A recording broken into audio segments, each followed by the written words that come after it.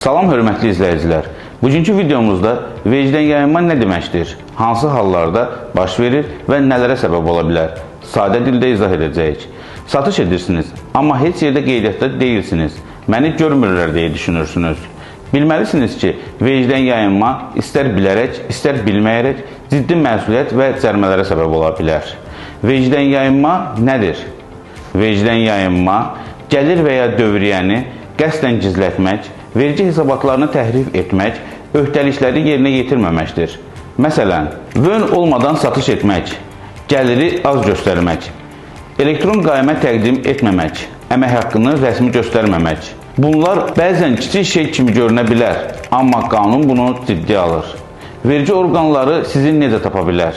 Bank hesablarınızdakı aktivlik, postterminal və ya onlayn ödəmələrin uçotu, sosial şəbəkə satışları, Instagram, TikTok və s. kuryer və çatdırılma sistemləri vasitəsilə nəzarət. Yəni, məni kim görəcək ki, dövrü çoxdan bitib. Nəticələr və cəzalar. Vecdən yayınma inzibati məsuliyyətlə yanaşı, bəzən cinayət məsuliyyətinə də səbəb ola bilər. Nəticələr, maliyyə sanksiyası, faizlər, vergi borcu üzrə hesabların dondurulması, qara siyahıya düşmək, dövlət tenderləri və s. üçün problem. Təşkilatın nüfuzuna ciddi zərbə.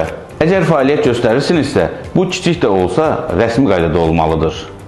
Vecdən yayınma qısa müddətli qazancla uzun müddətli təhlükəyə səbəb ola bilər.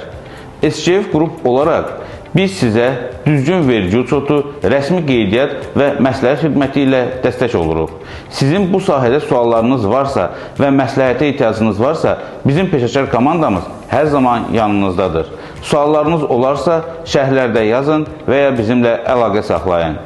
Videonu bəyəndinizsə, paylaşmağı və kanalımıza abunə olmağı unutmayın.